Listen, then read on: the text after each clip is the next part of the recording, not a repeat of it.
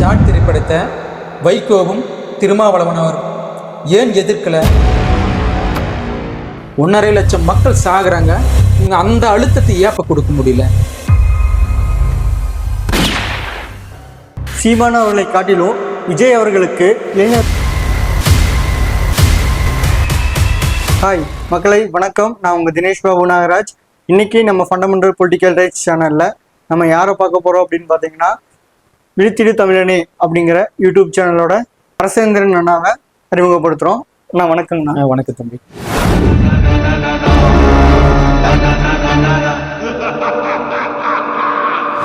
இப்போ தமிழ் தேசிய அரசியல் அப்படிங்கிறது மேலே உங்களுக்கான விருப்பம் எப்படி வந்துச்சு? முதல்ல நாம் தமிழர் கட்சிக்கு வந்து இப்போ விவசாய சின்னத்தை வந்து கொடுத்துருக்குறாங்க. அதுவும் வந்து ஏற்கலப்பையோட உள்ள புது பொலிவோட விவசாய சின்னம் கிடைச்சிருக்குது. அதற்கு முதல்ல நம்மளோட வாழ்த்துக்களை நாம் தமிழர் கட்சிக்கு சொல்லிடலாம். இப்போ தமிழ் தேசிய அரசியல் சிந்தனைன்னா எனக்கு 90லேயே வந்துட்டு 90களில் வந்து அப்போவே அரசியல் ஆர்வம் இருக்குது. நான் தீவிரமான திமுகவோட விசிறி. அதாவது விசிறின்னா எப்படின்னா, 90களில் பாரதிய ஜனதா கட்சி வந்து வட மாநிலங்களில் இப்போ வளர்ந்து வர நேரம். அந்த பாரதிய ஜனதா கட்சியை யாருமே கூட்டணிக்கு சேர்த்துக்க மாட்டாங்க. ஏன் அப்படின்னா, பாரதிய ஜனதா கட்சி வந்து மதவாத கட்சி, அது வந்து இந்துத்துவ சிந்தனை கொண்டது அப்படின்னு சொல்லிட்டு அதை யாரும் கூட்டணியில் சேர மாட்டாங்க. அதோட மதச்சார்பற்ற அணின்னு சொல்லி தான் காங்கிரஸ் தலைமையில் சேர்ந்துக்கிட்டு ஒரு வளர்ச்சி இருக்கும்.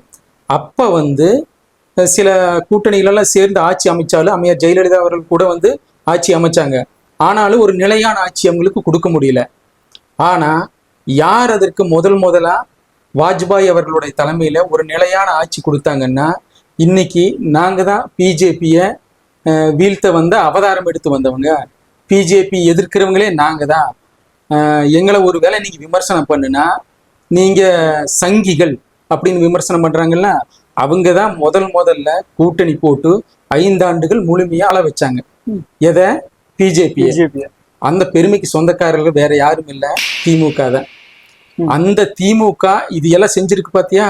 இதை கூட கடந்து போற அளவுக்கு நாங்கள் ஒரு தீவிரமான விசிறிகளாக தான் இருந்தோம். ஆனா இளைஞர்கள் நிறைய பேர் திமுக வந்து பாத்தீங்கன்னா பிஜேபியை மொத்தமா எதிர்க்குது, நிறைய எதிர்க்குது அப்படிங்கிற மாதிரி ஒரு மைண்ட் செட்டுக்கு வந்து அதுதான் சொல்றேன். ஏன்னா ஊடகம் முழுக்க யாரோட கட்டுப்பாட்டு இருக்குன்னு உங்களுக்கே தெரியும். இப்ப பாத்தீங்கன்னா அந்த காலகட்டத்துல பிஜேபியை இந்தியாவிலேயே 5 வருஷம் ஆள வச்ச பெருமை யாருன்னா ஐயா கருணாநிதி அவர்களுக்கு தான் சேரும். அப்ப வந்து அந்த அளவுக்கு நாங்க இதையெல்லாம் கடந்து போற அளவுக்கு கூட நான் மட்டும் இல்ல, அண்ணன் சீமான் அவர்கள் கூட உங்களுக்கு தெரியும் தம்பிக்கு, அவர் திராவிட இயக்கத்துல தான் இருந்து வந்தாரு. அப்ப கூட அவரு அந்த காலகட்டத்துல திமுகவினுடைய அனுதாபியா தான் இருந்தாரு. அதுக்கு வாக்கு கூட கேட்டிருக்காரு. அப்புறம் இதெல்லாம் எப்போ எங்களுக்கு முழுமையான அந்த ஒரு புரிதல் ஏற்படுதுன்னா 2009 காலகட்டம். அந்த 2009 காலகட்டத்தில் இனத்தினுடைய வழி, ஒட்டுமொத்த இனமும் அங்கே ஈழத்தில் வந்து ஒரு மிகப்பெரிய அழிவு சந்திக்கும் போது இவர்கள் இங்கே நடந்து கொண்ட விதம் அது நானே நேரடியாக வந்து கண்கூட, ஏன்னா அந்த இயக்கத்தில் இருந்ததுனால நான் சொல்கிறேன். அப்போ இந்த ஊடகத்தினுடைய வளர்ச்சி அந்த அளவுக்கு கிடையாது. இந்த ஊடக வளர்ச்சியில், சமூக ஊடக வளர்ச்சியில் நாங்களாம் பார்த்தீங்கன்னா ஒரு தினசரி பத்திரிகை, ஒரு வார புலனாய்வு பத்திரிகை, இதை தான் படித்தேன்னா அப்புறம் தொலைக்காட்சி, இதன் வழியாக தான் செய்திகள் வந்து தெரிஞ்சுக்க வேண்டிய சூழல் இருந்துச்சு. 2009 காலகட்டத்தில் நிறைய இளைஞர்கள் வந்துட்டு கல்லூரிகள் சார்பாகவும் நிறைய போராட்டங்கள் நடத்துனதை நம்ம பார்க்க முடிஞ்சது. அதையும் பார்த்துருக்கோம். இல்லை, அது அந்த போராட்டம் நடக்காமையே, போராட்டம் நடந்தாவே அதை ஒரு தடுக்கக்கூடிய ஒரு வாய்ப்பு அன்னைக்கு இருந்தது. இப்போ வந்து தம்பி இந்த சூழ்நிலையில May 18 அந்த நிலைவு நாடு. இப்போ வந்து இதை வந்து சொல்றது வந்து ஒரு முக்கியமான விஷயமா நான் கருதுறேன். அதனாலதான் இதை நான் வந்து பதிவு பண்றேன். அப்போ வந்து நான் கடைசி வரைக்கும் எதிர்பார்த்ததாருன்னா தலைவர் எப்படியாவது அப்போ அன்னைக்கு வந்து காங்கிரஸ் வந்து திமுகவினுடைய ஆதரவுல தான் அங்கே ஆட்சியில் இருந்தது.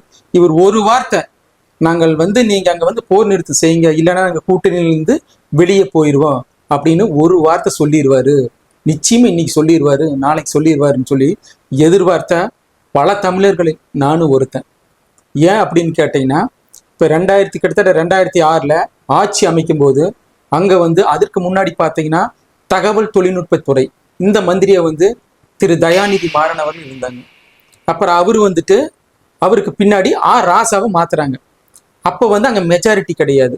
அப்போ வந்து நான் ஊடகங்கள் வழியா அப்போ நிறைய பத்திரிக்கை வாயில ஒரு தலையங்கமெல்லாம் படிச்சது என்னன்னா, அன்னைக்கு வந்த செய்தி, தகவல் தொழில்நுட்பத் துறையில கேபினட் மந்திரி அதை வந்து கொடுத்தாதான் நாங்க வந்து கூட்டணியில இல்லைன்னா நாங்க வந்து வெளியிலிருந்து ஆதரவிக்கிறோம் அப்படின்னு சொல்லி ஒரு அழுத்தத்தை கொடுத்தாங்க திமுக. நான் என்ன கேக்குறேன்னா, ஒரு மந்திரி பதவி பெறறதுக்காக இவ்வளவு அழுத்தத்தை கொடுத்த நீங்க ஏன் அங்க கிட்டத்தட்ட 1.5 லட்சம் மக்கள் சாகுறாங்க, அந்த அழுத்தத்தை ஏப்ப கொடுக்க முடியல? நீங்க வந்து நாங்க வெளியில போறோம், ஒண்ணு அங்க போர் நிறுத்த ஒரு கண்டனம் தெரிவிக்கணும், இல்லைன்னா போர் நிறுத்தம், இல்ல இந்த சம்பவத்தை எதிர்த்து நாங்க வெளியில போறோம் அப்படின்னு செஞ்சிருந்தா அன்னைக்கு மிகப்பெரிய உலகளவிலான செய்தியா இருக்குது. ஆனா அந்த போர் நிறுத்தத்துக்கு எதிராக திரு கருணாநிதி அவர்கள் உண்ணாவிரதம் அதெல்லாம் எந்த நம்ம பார்க்க முடியாது தம்பி. அந்த உண்ணாவிரதத்தை பத்தி தான் இன்னைக்கு வரைக்கும் தெரியுமே, எப்படி எல்லாம் மீம்ஸ்ல இருந்து ஊடகங்கள் எப்படி எல்லாம் கலாய்க்கிறாங்க, அது ஒரு வழியோட எவ்வளவு பண்றாங்கன்னு எல்லாருக்கும் தெரியும். ஏன்னா அந்த உண்ணாவிரதம் மட்டும் இல்ல, சங்கிலி போராட்டம் நடத்தினாரு, பல இதெல்லாம் நடத்தினாரு. நிறைய எம்பிக்களோட வந்து ராஜினாமா கடிதம் கூட வாங்கி வச்சாரு. ஆனா யாருமே ராஜினாமா பண்ணல. அது மட்டும் கிடையாது, அன்னைக்கு நிறைய தமிழர்கள் வந்துட்டு பாராளுமன்ற உறுப்பினராக இருந்தாங்க, யாரும் ராஜினாமா பண்ணல. இங்க பாத்தீங்கன்னா நான் ஒரு இது சொல்றேன், இன்னைக்கு பல பேர் வந்துட்டு ஓபிஎஸ் அவர்களை வந்துட்டு இன்னைக்கு நிறைய பேர் காமெடி ட்ரோல் பண்ணுவாங்க. ஆனா ஜல்லிக்கட்டு போராட்டம் நடந்தப்ப அவர் முதலமைச்சரா இருந்தது, தம்பிக்கு தெரியும்னு நினைக்கிறேன். அந்த போராட்டம் நடத்துறதுக்கு அவர் அனுமதிச்சாரு, சரிங்களா? அவர் அனுமதிச்சனால அந்த போராட்டம் நடக்குது, அந்த போராட்டம் மக்கள் போராட்டமா மாறுது. ஆனா இப்படி ஒரு போராட்டத்தை அன்னைக்கு 2009 காலகட்டத்துல ஏன் திமுக அனுமதிக்கல? அனுமதிச்சிருந்தா இப்படி ஒரு போராட்டம் மக்கள் இடத்துல வந்திருக்குமா இல்லையா? ஆனா போராடினவங்களை கூட அடக்கிற வழியை தான் பார்த்தாங்க. இன்னைக்கு நான் ஒரு கருத்து பதிவு பண்றேன், இந்த ஜல்லிக்கட்டு போராட்டத்தப்ப ஓபிஎஸ் இந்த அதிமுக ஆட்சி இல்லாம திமுக ஆட்சியில் இருந்திருந்தா அவர்களால நிச்சயமா அதை அனுமதிச்சிருக்க மாட்டாங்க. ஏன்னா அவர்களுக்கு மக்கள் பிரச்சனையா மக்களா அப்படின்னு வரும்போது அவங்க வந்துட்டு பதவியின் பக்கம் மட்டும்தான் நிற்பாங்க அப்படிங்கிறத நான் அங்கிருந்தே தான் புரிஞ்சுக்கிட்டேன். அப்ப அதுக்கு பின்னாடி பாத்தீங்கன்னா நான் வந்து என்னோட முதல் வாக்கு 2009 பின்னாடி மனசேனும் என்னோட முதல் வாக்கு வந்து அதற்கு பின்னாடி வந்த பாராளுமன்ற தேர்தலில் எல்லாமே வந்து சுயேட்சை சின்னங்களை தான் வாக்கு செலுத்தினேன். அப்புறம் வந்து 2016 முதலா நாம் தமிழர் கட்சியோட மெழுகுவர்த்தி சின்னத்துக்கு தான் அப்ப இருந்து தொடர்ச்சியா நான் வாக்கு செலுத்திட்டு இருக்கேன். இந்த தமிழ் தேசிய சிந்தனையிலும் ஏன் அப்படின்னா, இந்த வழியில நம்ம என்னெல்லாம் பேசணும்னு நினைச்சோமோ, நம்ம எண்ணோட்டம் எப்படியெல்லாம் இருந்துச்சோ அதை வந்து அண்ணன் சீமான் அவர்கள் மேடையில பேசினாரு. ஒட்டுமொத்த மக்கள்கிட்டையும் இந்த கருத்துக்களை விதைச்சு தமிழ்நாட்டில் இன்னைக்கு ஒரு 3வது கட்சியை வந்து அங்கீகாரம் பெற்று இருக்குதுன்னா அதுக்கு அவர்களுடைய அந்த கருத்தியல் சமரசம் இல்லாத கருத்தியல். உங்களை மாதிரி தம்பிகளையும் வந்துட்டு இப்படி ஒரு துறைக்கு அரசியல் பேச வைக்குது அப்படின்னா, ஏன்னா தமிழ்நாட்டில் உங்களுக்கே தெரியும் எல்லாருமே சினிமா மோகம் அதிகமா இருக்கும், உண்மைதானே இல்லையா? கண்டிப்பா. அந்த சினிமா மோகத்துல இருக்கும்போது எல்லாரும், அதாவது இது ஒரு திராவிட பெரியார் அவர்கள் பெரியார் பகுத்தறிவு சிந்தனை கொண்ட மாநிலம் அப்படின்னு இன்னைக்கு வரைக்கும் கட்டுகிற கட்டடத்துக்கு எல்லாத்துக்குமே பேர் வைக்கிறாங்க. ஆனா அப்படிப்பட்ட இந்த சிந்தனை கொண்டவர்கள் அப்படின்னு சொல்லிட்டு இவங்க விளம்பரம் செய்யற இடத்துலதான் சினிமா மோகம் அதிகமா இருக்குது. ஆந்திராவுக்கு அடுத்தபடியா இன்னைக்கு கதாநாயகிகளோட கட் அவுட்டுக்கு பாலாபிஷேகம் பண்றது, சூடம் காட்டுறது எங்க நடக்குதுங்கிறீங்க. ஆனா இது வந்து பெரியாருக்கு முன்பு இல்லை அப்படின்னு நினைக்கிறீங்களா? பெரியார் காலகட்டத்துல வந்துட்டு இந்த மாதிரி கட் அவுட்டுக்கு பாலாபிஷேகம் பண்றதாகட்டும், இல்ல அவர் நடிகர்கள் மாதிரி வேடமிட்டு வீதியில உலா வர்றதாகட்டும், எக்ஸாம்பிளுக்கு சொல்ல போனா இப்ப எம்ஜிஆர் மாதிரி வேடம் பண்ணிட்டு எம்ஜிஆர் படங்களுக்கு ரசிகர்கள் இல்லை அப்படிங்கிற மாதிரியே அந்த காலகட்டத்துல எம்ஜிஆர் பெரியாரோட சீடர் தானே, அங்கிருந்து வந்தவர் தானே, அவங்க காலகட்டம் தானே. அப்ப அவர் தடுத்திருக்கணும் இல்லையா? அது ஏன்? நான் என்னன்னா, தமிழர்களுக்கே நாங்க தான் கோமணம் கட்டி விட்டோம், வேட்டி கட்டி விட்டோம், எதுவுமே தெரியாது, எங்க காலத்துக்கு பின்னாடிதான் இப்ப கிமு கிபின்ற திராவிடர்களுக்கு முன் திராவிடர்களுக்கு பின் அப்படிங்கிற மாதிரி எங்க காலத்துக்கு பின்னாடிதான் தமிழர்கள் இவ்வளவு பெரிய முற்போக்கு சிந்தனை அடைந்தார்கள் அப்படின்னு சொல்றாங்களா இல்லையா? என்ன முற்போக்கு? கதாநாயகர்களுக்கு சூடம் ஏத்துறதா, பாலாபிஷேகம் என்றதா? இது ஒரு சினிமா துறையிலிருந்து வந்தால் கூட இத மேடைகள்ல சீமான் அவர்கள் கண்டிச்சு பேசுறத என்னைக்கு அவர் மறக்கல, எல்லா மேடையிலும் இது கண்டிச்சு பேசியிருக்கிறாரு. ஏன் உங்களுக்கே தெரியும், ரஜினி அவர்களுக்கு கூட பல மேடைகள்ல இது பேசியிருக்கிறார், பாலாபிஷேகம் பண்றதுல தப்புன்னு பேசியிருக்காரு, பல பேருக்கு கோரிக்கையாவும் வச்சிருக்கிறாரு. இது ஏன் இந்த திராவிட தலைவர்கள் இதை செய்யல? அப்போ வந்து இது ஒரு மிகப்பெரிய ஒரு கேள்விக்குறி ஆகுது நமக்கு. இப்போ அவர் எடுத்த அந்த முன்னெடுப்பு தான் இன்னைக்கு பல பேரை அந்த சினிமாவினுடைய மோகத்திலிருந்து அரசியல் பேச வச்சிருக்குது. ஆனா இன்னும் நம்ம பேசணும். ஏன்னா உங்களை மாதிரி இளைஞர்களால இங்க வந்திருக்குல்ல, இதுல அவரோட பங்கு அதிகமா இருக்குது. இப்ப பாத்தீங்கன்னா புதுசா அதே உடைய ரசிகர்களுடைய விஜய் அவர்கள் களத்துக்கு வந்திருக்கிறாரு. நம்ம அதை பத்தி பேசுவோம்.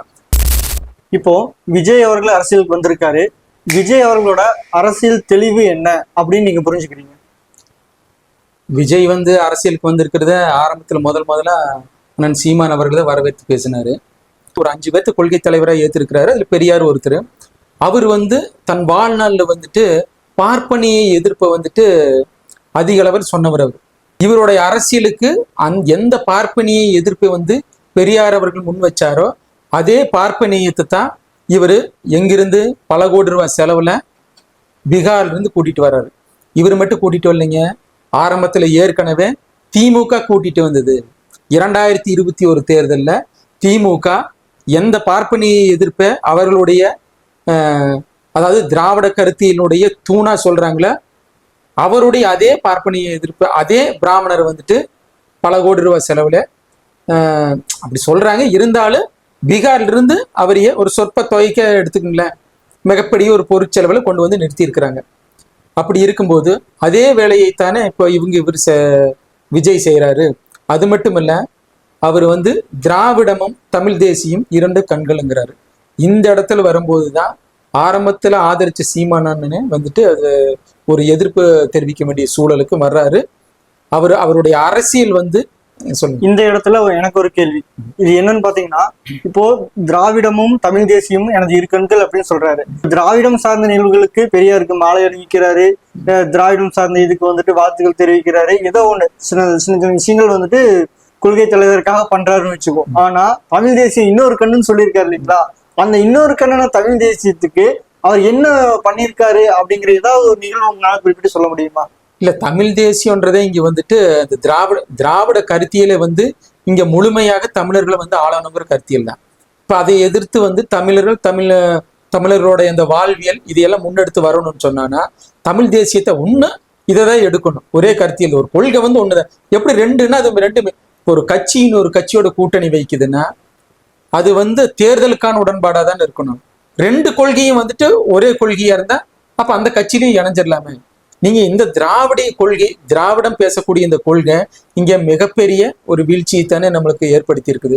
நீங்களே பார்க்கலாம், கனிம வளத்திலிருந்து இன்னைக்கு ஒவ்வொரு மக்களையும் எத்தனை இளைஞர்கள் வந்து சாராயத்தால வீழ்ந்து கிடக்குறாங்க. நீங்க உண்மையிலேயே தம்பிக்கிட்ட இப்போ உதாரணமா நான் ஒண்ணு சொல்றேன். இப்ப தினேஷ் வந்துட்டு தம் வீட்டை சுத்தி வந்து பல இளைஞர்களுக்கு நல்லா செய்யறாரு. இப்ப நீங்க நல்லது பண்றீங்க. அப்ப இது நீங்க அந்த பசங்களுக்கு நல்லது பண்றீங்கிறது யார் வந்து சொல்லணும்? அந்த பசங்க வந்து உங்ககிட்ட சொல்லணும். இல்ல அவங்க 4 பேர்த்துக்கிட்ட போய் சொல்லணும். தினேஷ் அண்ணா இருக்காரு, அவர் ரொம்ப நல்லது பண்றாரு, எங்களுக்கு மறைமுகமா நிறைய உதவி பண்றாரு. இதை யார் சொல்லணும்? அந்த பசங்க. நீங்க செஞ்சு உதவி செஞ்சா அந்த பசங்க பேசணும், அந்த மக்கள் பேசணும். மாறா நீங்க போய் பேசிட்டு இருந்தேன், நான் செஞ்சதை நானே சொல்லிட்டு இருந்தேன். இப்ப என்னை அப்பான்னு கூப்பிடுங்கன்னு யார் சொல்றாங்க? மக்கள் யாராவது போராட்டம் நடத்துறாங்களா? ஆட்சி ஏதாவது எனக்கு எந்த இப்ப திமுக எடுத்துட்டீங்கன்னா ஜெயலலிதா அம்மையார கூட மக்களாதான் அம்மான்னு சொன்னாங்க. இதை நீங்க பாக்குறீங்க எப்படின்னா, இப்ப வந்து எங்களோட ஆட்சி வந்து மிகச்சிறப்பா நடக்குது அப்படின்னு யார் சொல்றாங்க? மக்கள் சொல்லணும். மாற நீங்களே சொன்னீங்கன்னா அது விளம்பரம் மாதிரி ஆயிடுது. அது நீங்க இங்க ஒரு முற்போக்கு சிந்தனை விதைச்ச நீங்க கடவுள் நம்பிக்கை இல்லைன்னு சொன்னது ஒரு மிகப்பெரிய ஒரு புரட்சின்னு சொல்ற நீங்க உங்களையே வழிபாடு செய்யற மாதிரி பண்றது எப்படி நியாயம்? எல்லா திட்டங்களுக்கும் உங்க பேரை வச்சிடுறீங்க. இல்ல இங்க முன்னோர்கள் இருக்கிறாங்க, இங்க தமிழர்கள் எத்தனை அடையாளங்கள் இருக்கிறாங்க. இங்க வந்துட்டு இந்த மண்ணுக்காக போராடி செத்தவங்க, அது மட்டும் இல்ல சுதந்திர போராட்டத்திற்காக போராடி செக்கு இழுத்தவங்க, இவங்களைத்தான் நீங்க முதன்மைப்படுத்த முடிய. இது வந்து மக்களாட்சி. அப்ப இங்க வரும்போது அண்ணன் சீமான் அவர்கள் கூட இப்ப சமீபத்தில் ஒண்ணு சொன்னாரு, மத்தியிலே கூட்டாட்சி மாநிலத்திலே தன்னாட்சி. இதுதான் திமுகவோட கொள்கையா இருந்துச்சு. ஆனா இது எப்படி மாறிடுச்சுன்னா மத்தியிலே கூட்டாட்சி மாநிலத்திலே குடும்ப ஆட்சி. இப்ப குடும்ப ஆட்சின்னு மாறிடுச்சு. இப்ப குடும்ப ஆட்சின்னு வரும்போது இது யார் விரும்புறாங்கன்றீங்க? நீங்க உண்மையிலேயே வந்துட்டு இந்த குடும்ப ஆட்சியை மக்கள் விரும்புகிறார்கள்னா நீங்க என்ன செய்திருக்கோம்னா 2021 தேர்தலில் போட்டியிடும் போது துணை முதல்வராக ஐயா உதயநிதி ஸ்டாலின் அவர்கள் வர்றாருன்னு சொல்லி நீங்க சொல்லி இருக்கணுமா வேண்டாமா? சொல்லி இருக்கணும்ல, சொல்லி வாக்கு சேகரிச்சிருக்கணும். ஐயா ஸ்டாலின் அவர்கள் இருக்கிறாங்க. அவர் வந்து முதல்வர் ஆகிறாரு அப்படின்னு சொல்லி தான் ஓட்டு கேட்டாங்க. ஆனா சொல்லுங்க துணை தம்பி. முதல்வரா அறிவிச்சதுக்கு அப்புறம் கூட அந்த தேர்தலில் வந்துட்டு திமுக தானே வெற்றி பெறுது. இல்ல தம்பி, அதுக்கு பின்னாடி வந்த தேர்தலுங்களா? ம். அதற்கு பின்னாடி வந்த தேர்தல்ல ஆளுங்கட்சி எவ்வாறு தேர்தலை அணுகுகிறது அப்படிங்கிற திராவிட ஃபார்முலான்னு உங்களுக்கு ஒண்ணு தெரியுமா? இருக்கா இல்லைங்களா? இப்போ ஒரு கூட்டம் நடக்குது. இப்போ நீங்க பாருங்களேன், நீ மே 18 கூட்டம் நடக்குது, நீ வந்து பாருங்க, எல்லாரும் தன்னெழுச்சியா போவாங்க. இப்போ இது இங்கேயே வந்து ஒரு திராவிட கட்சி, ஒரு திராவிட தலைவர் வர்றாங்க, நீ அந்த கூட்டத்தை பாருங்க, ஆட்களை வந்து ஏத்திட்டு போவாங்க. உண்ட நடக்குதா நடக்கலைங்களா? ஒவ்வொரு இடங்களுக்கும் வருது. அவங்களுக்கு ஏதோ 100 200 அவங்க நீ நிறைய காணொலியிலேயே பார்த்துருப்பீங்களே, கூட்டிட்டு போய் தன்னால சேர்றாங்களா, மக்கள் போறாங்களா?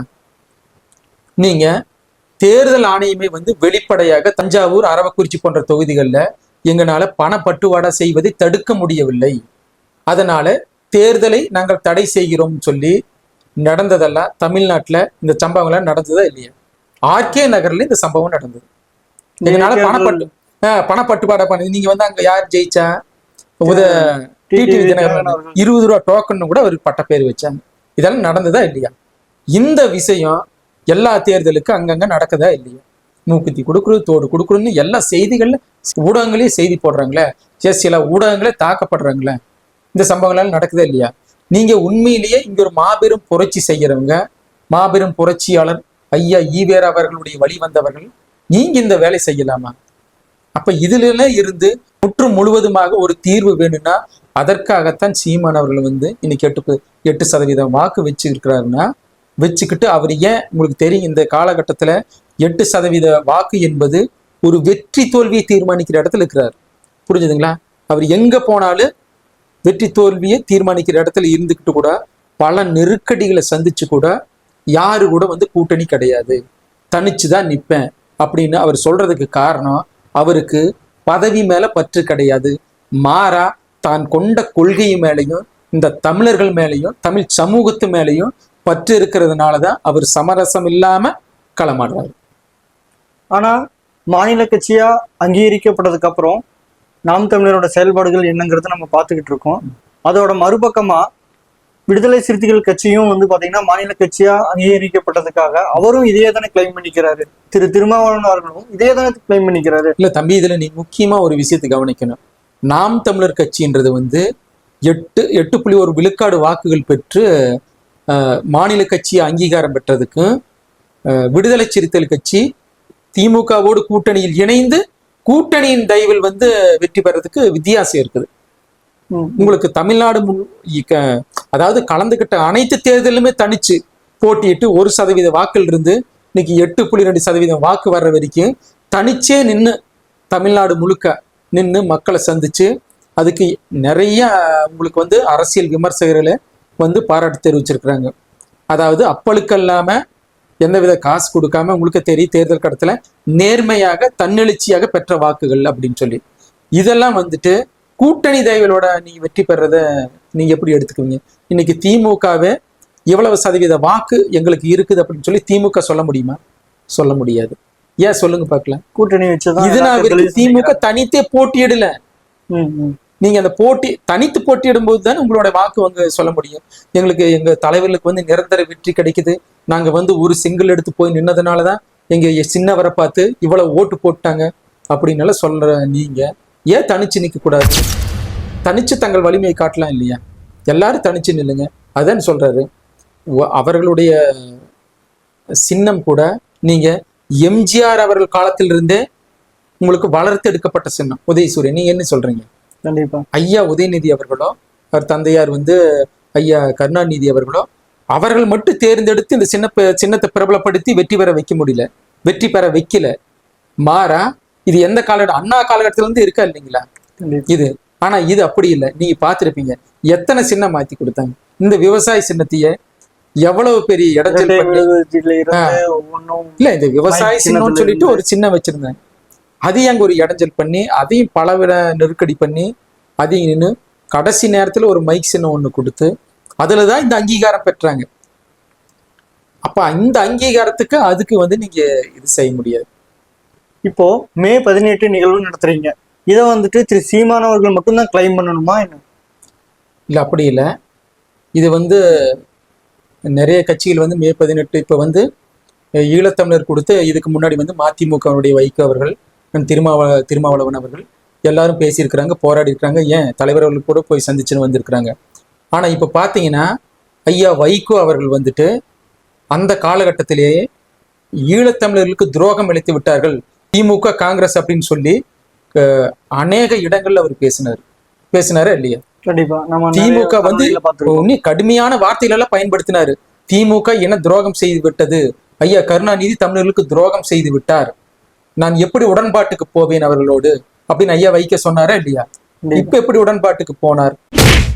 உடன்பாட்டுக்கு போய் எப்படி பையனுக்கு சீட்டு வாங்கினார் அப்படின்னு ஒரு கேள்வி முன் வருதா இல்லைங்களா? அப்படி வரும்போது இதனுடைய நம்பகத்தன்மை இந்த இளைஞர்களுக்கு ஒரு கேள்வி எழுமா இயலாதான்? இன்னைக்கு பாத்தீங்கன்னா ஜாட்டுன்னு ஒரு திரைப்படம் வருது. அது மட்டும் இல்ல, இன்னைக்கு பல்வேறு திரைப்படங்கள்ல தமிழர்கள் குறித்து, ஈழத்தமிழர்கள் குறித்து பல்வேறு தவறான கருத்துக்கள் வந்து பதிவு செய்யப்படுது. இன்னைக்கு வட இந்திய திரைப்படங்கள் நடக்குது. ஏன் மலையாளத்துல எம்புரான்னு ஒரு திரைப்படம், அதுலயும் சொல்றாங்களா இல்லையா? இதுல ஆளுகிற திமுகவினுடைய நாங்கள் தமிழினத்தினுடைய தானை தலைவர் தன்மான தலைவர்னு சொல்லிட்டு அந்த கிரெடிட் அவங்க எடுத்துக்கிறாங்களா இல்லையா? தமிழர்கள் தான் எங்களோட உயிர் மூச்சு அப்படின்னு சொல்லிதான் அவர்கள் ஆட்சிக்கே வந்தாங்க. இன்னைக்கு தமிழர்களை பத்தி தவறா காண்பிக்கும் போது இவர்களுடைய கருத்தியல் எங்க இருக்குது? இவர்கள் ஏன் அதிகாரத்திலிருந்து அதை எதிர்த்து பேசல? இல்ல அவர்களோட கூட்டணியில் இருக்கிறாங்க பாரு. இன்னைக்கு விசிகாவோ மதிமுகவோ கூட்டணியில் இருக்கும்போது அவர்கள் போராட்டத்தை முன்னெடுத்திருக்கலாமே. அப்ப அங்க யாருக்கு இந்த போராட்டத்தை முன்னெடுக்கிறான்னா நாம் தமிழர் கட்சி தான் முன்னெடுக்குது. அந்த படத்தை தடை கோரி இது பண்றாங்க. எல்லா படங்களுக்குமே அங்க களத்துல நின்று எதிர்ப்பு தெரிவிக்கிறாங்க. அப்படிங்கும்போது இங்க அங்க சேர்ந்து விட்டு இப்ப ஒண்ணு வேணாங்க. இப்போ வந்து இந்தியா பாகிஸ்தான் ஒரு போர் இப்போ ஒரு தாக்குதல் ஏற்படுத்தி இருக்குது. இப்போ இந்தியா பாகிஸ்தானுடைய போர் வந்து இப்போ போர் நிறுத்தம் அப்படின்னு சொல்லி அறிவிச்சிருக்கிறாங்க. இப்போ அதுக்கு முன்னாடி இந்திய இராணுவத்தை ஆதரித்து ஐயா முதல்வர் அவர்கள் ஸ்டாலின் அவர்கள் ஒரு பேரணி நடத்தினாருங்கள. அப்படி நடத்துறேன்னு சொல்லி அறிவிச்சுட்டு அந்த பேரணி நடத்தும் போது அந்த போர் நிறுத்த முடிவு எடுத்து இரு இராணுவமும் முடிவெடுத்து நிறுத்துறாங்க. உடனே வந்துட்டு நடிகர் வந்து லொடுக்கு பாச்சி கருணாஸ் அவர்கள் அதற்கு பின்னாடி நடந்த ஒரு மேடை நிகழ்வுல அவர் பேசுறாரு, இந்த மாதிரி நாங்க ஒரு பேரணி தளபதி நடத்தின உடனே போரே நிக்குது பாத்தீங்களா, இது ஒரு சாதனை தான், திமுக சாதனைன்னு பேசுறாருன்னா நீங்க இதெல்லாம் எப்படி? இதைத்தான் இவர்கள் 200 ரூபாய் ஊப்பிக்கலன்னு சொல்லி கேலியும் கிண்டலும் பண்ணாம இந்த மாதிரி ஒரு நடிகர்கள் இந்த மாதிரி பேசலாமா? ஒரு புரட்சியாளர்கள் இப்ப இது எப்படி நீங்க எடுத்துக்கிறீங்க? ஆனா திருமாவளவர்கள் வந்து இந்த போரை எதிர்த்தாரு. இந்த போர் வந்து நடைபெறுவது சரியானது இல்ல. ஐயா முதல்வர் அவர்கள் பேரணி நடத்துனாலதான் போர் நிக்குதா? நீங்க சொல்லுங்க. இது எப்படி எடுத்துக்குவாங்க? களத்துல வந்து இந்த மாதிரி ஒரு முக்கியமா இதையால இப்படி பேசும்போது ஒரு சாதாரணமா நீங்க ஒரு சமூக ஊடகங்கள்ல ஒரு பதிவு போடும்போது இது ஒரு கடந்து போயிடுவாங்க. சரி, அவங்க தன் சொந்த கட்சிக்காரருக்காக கொஞ்சம் அதிகமா பேசுவாங்க அப்படின்னு போயிடுவாங்க. ஒரு நடிகரை, ஒரு புகழ்பெற்ற நடிகர் கருணாஸ் அவர்கள் அவரு நின்றுட்டு அவர் வந்து அந்த கூட்டத்தில் இப்படி பேசுறாருங்கும் போது அப்புறம் இதை வந்து எப்படி கூட்டணி கட்சியில அவங்க விட்ட இதுக்கு மேல பேசுவாங்க போல் இருக்குதுப்பா. அப்ப இந்த மாதிரியோட ஒரு அரசியலை, தனி மனித பிம்ப புகழாரத்தை திராவிட இயக்கம் ஆரம்ப காலத்திலிருந்தே வளர்த்துதான் வந்திருக்குது. இதெல்லாம் தெரியாம தான் நாங்க எல்லாமே அங்க பயணிச்சுட்டு இருந்தோம். இது எல்லாம் எங்களுக்கு முழுமையா உணர்த்தது 2009 அந்த காலகட்டம். அதிலிருந்து தான் இதில் எல்லாம் நாங்கள் தெளிவாகி ஒரு தமிழ் தேசிய அரசியல் கருத்தியலோடு, இந்த தமிழ் தேசிய அரசியல் தான் அண்ணன் சீமான் தலைமையில் தான். ஏன்னா தமிழ் தேசிய கருத்தியல் நாங்களும் பேசுறோம். திராவிடம் இல்லாமல் தமிழ் தேசியமா, இது என்ன தமிழ் தேசியம்லாம் சொல்லுவாங்க. ஆனா சமரசம் செய்து கொள்ளாத தமிழ் தேசியம். நீங்க இப்ப இவ்வளவு குற்றச்சாட்டு இந்த திராவிட அரசியல் கருத்தியல் எல்லாமே நீங்க பாக்குறீங்க. இப்ப இதனாலதான் இவர்களோடு சேர்ந்து நம்ம எப்படி இதனுடைய விடுதலைக்கு நம்ம பேச முடியும்? இப்போ ஒண்ணு வேண்டாம், இந்த இளைஞர்களை மதுவிலிருந்து விடுதலை செய்யணும். டாஸ்மார்க் கடையில் இருந்து இன்னைக்கு பல லட்சம் அம்மையார் கனிமொழி சொல்றாங்களா இல்லையா? 2.5 லட்சம் விதவைகள் உருவாயிட்டாங்க, 2 லட்சம் இது சொல்றாங்களா இல்லையா? அப்ப அந்த டாஸ்மார்க் கடையை மூடணும். எது கூட கூட்டணி போட்டு மூடுவீங்க? ஆனா எந்த ஒரு ஊடகங்களுமே வந்து அவங்கள பார்த்து நேரடியா ஒரு கேள்வி கேட்கிற மாதிரியே தெரியலையே. இது வந்து எப்படி பாக்குறீங்க? அது சமீபத்துல முதல்வர் அவர்கள் வந்துட்டு ஊடகங்களை எல்லாம் கூப்பிட்டு வச்சு பேசினாரு. அப்புறம் வந்து ஊடகங்கள் வந்துட்டு இன்னைக்கு எப்படி நீங்க திமுக குடும்ப தொலைக்காட்சி மாதிரி செயல்பட்டு என்ன பண்ண முடியும்? இல்ல, ஒரு ஊடகங்கள் கூடவா நேர்மையா என்னதான் இருக்காதுன்னு நீங்க நம்புறீங்க? இன்னைக்கு சமூக ஊடகங்கள் நம்பித்தான் வேண்டியது இருக்கு. நீங்களே களத்துல பார்க்கத்தானே செய்யறீங்க.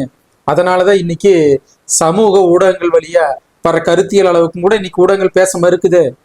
ஊடகங்கள் என்பது 4ஆம் தூண் தானே. அதுதானே முதல் எதிர்க்கட்சியை செயல்படணும். இப்ப நீங்க அவ்வளவு வேண்டாங்க. செந்தில்வேல் தமிழ் கேள்வி ஒரு பத்திரிகையாளர் இருக்கிறாரு இல்லைங்களா, அவரு ஆரம்ப காலத்துல நான் தமிழ் தேசியவாதி அண்ணன் சீமான் அவர்கள் எவ்வளவு இதா இருந்தாரு. அப்புறம் இப்ப என்னாச்சு? ஒரு ஊடகம் என்பது அவர் சொல்லல, ஆளுங்கட்சியை தான் நம்ம எதிர்க்கணும், எதிர்க்கட்சி எதிர்க்க கூடாது. ஆனா சீமான் அவர்கள் பாருங்க, அதாவது அதிமுக ஆளுங்கட்சியா இருக்கும்போது எதிர்க்கட்சியா எது இருந்தது? திமுக இருந்துச்சு. ஆனா சீமான் அவர்கள் பாருங்க திமுகவை எதிர்க்கிறாருங்க. நம்ம அதிமுகவை தான் எதிர்க்கணும் அப்படின்னு சீமான் அவர்கள் விமர்சனம் செஞ்சது யாரு? செந்தில்வேல் தமிழ் கேள்வி. ஆனா இப்ப பாருங்க, இன்னைக்கு ஆளுங்கட்சி யார் இருக்கிறாங்க? திமுக இருக்குது. ஏன் இவர் ஆளுங்கட்சி எதிர்க்கவே மாட்டேங்கிறாரு? எதிர்கட்சி தான் நீங்க எதிர்த்துட்டு இருக்கீங்க. அது மாற அதுதான் சொல்ல. ஒருவேளை அதுவும் நாம் தமிழர் கட்சி எதிர்த்து அவருக்கு தெரியுது, எதிர்கட்சி நாம் தமிழர் கட்சி தானே அவருக்கு தெரிஞ்சிருச்சு. இப்ப இதையெல்லாம் சரி செய்யணும்னா சமரசம் இல்லாத ஒரு தலைமை தேவை. அது அந்த தமிழ் தேசிய தலைமை வந்து சீமான் அவர்களால தான் முடியும் அப்படிங்கிறதுனால. ஏன்னா இவரு விஜய் அவர்கள் இத்தனை ஒரு தெளிவோட ஒரு சமரசம் இல்லாம அவர் நிப்பாரா? நீங்க விஜய் பத்தின கேள்விக்கு நான் இப்ப சொல்றேன். நான் இப்ப இவ்வளவு தெளிவோட இவ்வளவு உறுதியோட அவர்னால் நிக்க முடியுமா, பயணிக்க முடியுமா? உங்களுக்கே தெரியும் இன்னைக்கு சமூக ஊடகங்கள்ல சீமான் அவர்களை எந்த அளவுக்கு அவதூறு செய்யறாங்க பார்த்திருப்பீங்க. விஜய் வந்துட்டு சுத்தி இருக்கிற ஆதவ அர்ஜுனா, பிரசாந்த் கிஷோர் இந்த மாதிரியான ஒரு கூட்டை வச்சுக்கிட்டு மட்டும்தான் அரசியல் நடத்துற மாதிரி ஒரு பிம்பமா எல்லாருமே பேசுறாங்க. ஒருவேளை இந்த ஆதவ அர்ஜுனா இல்லை அப்படின்னா, ஆதவ அர்ஜுனா அவர்கள் வந்துட்டு கட்சியில இருந்து திமுக இருந்து எப்படி வெளியே வந்தாரோ சேம் அதே மாதிரி ஒருவேளை தாவைக்கால இருந்து வெளியே போயிட்டாரு அப்படின்னா விஜயோட நிலைமை என்னவா இருக்கும் அப்படின்னு நினைக்கிறீங்க? வந்து பாத்தீங்கன்னா ஆதவ் அர்ஜுனா, பிரசாந்த் கிஷோர் இவங்க 2 பேருமா 2021 தேர்தல எந்த கட்சிக்கு வேலை பார்த்தான்னு சொல்லுங்க? திமுக. அங்கிருந்து பார்த்தோம். அவங்க நேரடியாக விஜய் கிட்ட வர வேண்டிய தேவை எங்கிருந்து வருகிறது? அங்க வேலை பார்த்துட்டு இருந்தாங்க. விசிகாக்கு போனாரு, இப்ப இங்க விஜய் கிட்ட வந்தாரு. அப்ப இதையெல்லாம் பார்க்கல அவங்க நம்ம திமுகவோட பி டீம் தான் இவங்கன்னு சொல்லுவாங்க. நீங்க இது எங்கிருந்து தொடங்குதுன்னா கமலஹாசன் அவர்களுடைய அரசியல் இருந்து இது தொடங்குறதா நான் பார்க்குறேன். கமலஹாசன் அவர்கள் அரசியல் கட்சி ஆரம்பிக்கும் போது ஆரம்பிச்சு கெஜ்ரிவால் அவர்கள் கூப்பிட்டு அரசியல் கட்சி தொடங்கினாரு. தேர்தலில் அவர் என்னவா பிரச்சாரத்தை முன்னெடுத்தாருன்னா டிவி எல்லாம் உடைச்சு, நீங்க இந்த வாரிசுக்கு உங்களுக்கு ஓட்டு போட போறீங்க, உங்களுக்கே தெரியும் திமுக இன்னைக்கு. அதாவது சொல்ல போனா அப்படியே கொஞ்சம் திருப்பாருங்க. இன்னைக்கு விஜய் அவர்கள் எப்படி திமுகவை பண்ணையார்னு எதிர்க்கிறாரோ இதுக்கு மேல கடுமையா கமலஹாசன் அவர்கள் எதிர்த்தாரா இல்லையா? இதுக்கு காரணம் என்னன்னா அந்த 3வது இடம் திமுக அதிமுக அந்த 3வது இடம் பார்த்தீங்கன்னா எங்க இருக்குது? நாம் தமிழர் கட்சி அங்க இருக்குது. அந்த 3வது இடத்தை வலுவா பிடிச்சி வளர வச்ச கூடாதுங்கிறதுக்காக அங்க ஒரு நடிகர் வர்றாரு, அவரு கமலஹாசன் வர்றாரு. கொஞ்ச நாள் போராடி பார்க்கறாரு, நாம் தமிழர் கட்சி தாண்ட முடியல, அவரும் தாண்ட முடியல, தினகரன் அவர்களும் தாண்ட முடியல. அப்ப உடனே அவர் வேற வழி இல்லை, என்ன செய்யறாருன்னா அவர்கிட்ட இருக்கக்கூடிய ஆட்கள் எல்லாம் எங்க போறாங்க? ஏன்னா அவங்க தோல்வி அதிகமா தாங்கிக்க மாட்டாங்க. உடனே திமுகக்கு போறாரு. திமுக போயிடறாங்க. இவரு தான் அனுப்பிச்சாரான்னு தெரியல, கடைசியில இவரு அங்கேயே போயிடுறாரு.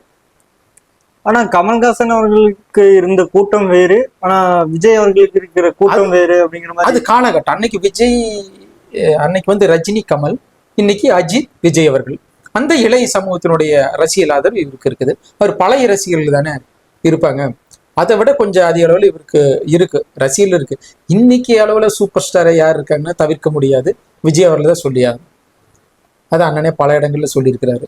அப்படிங்கும்போது இப்ப நீங்க இதை பாருங்க, இந்த கமலஹாசன் அவர்கள் வந்துட்டு இப்ப அங்க போயிடுறாரு கூட்டணிக்கு. இப்ப அந்த இடத்துக்கு இப்ப யாரு புதுசா வர்றாங்க? விஜய் அவர்கள் வர்றாரு. ஏன் வர்றாரு? அப்ப அங்க ஏற்கனவே இருக்க வேண்டிய 3வது இடத்துல யார் இருக்காங்கன்னா நாம் தமிழர் கட்சி இருக்கு. அப்ப இவர் வரலான்னு என்ன ஆகும்?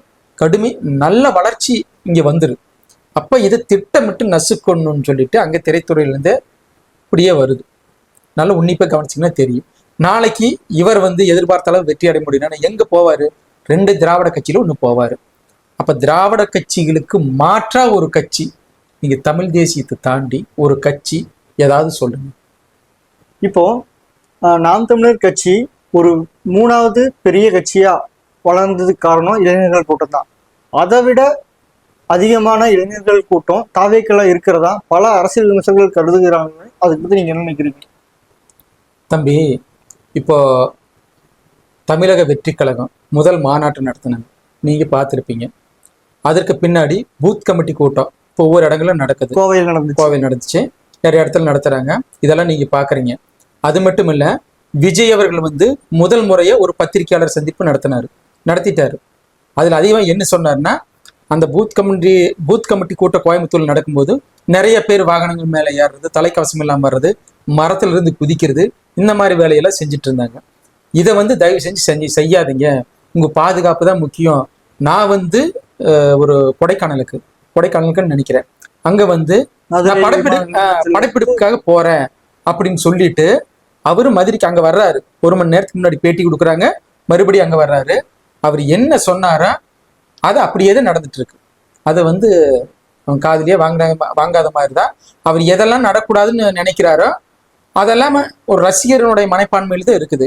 நீங்க அந்த கூட்டத்தை, ஆனா அந்த கட்சியோட கொள்கை பரப்பு செயலாளர் லயோலா மணி சொல்றாரு, அது வந்துட்டு ஆர்வ மிகுதி, அந்த ஆர்வ மிகுதி கொஞ்சம் கொஞ்சமா நாங்க மாத்திக்குவோம், இப்பதான் நாங்க அரசியலுக்குள்ள வந்திருக்கோம் அப்படிங்கிற மாதிரி சொல்றாரு. ஆர்வ மிகுதி வேற, கட்டுப்பாடுங்கிறது வேற, அரசியல் புரிதலுங்கிறது வேற. அரசியலுக்கு வந்து அந்த அரசியல் புரிதல் இருக்கணும். வெறும் ஆர்வ மிகுதின்றது வந்து ஒரு சினிமா சீக்கிரமா நம்ம தலைவர் இப்ப நம்ம பார்க்கணும், அவர் முகத்தை பார்க்கணும்.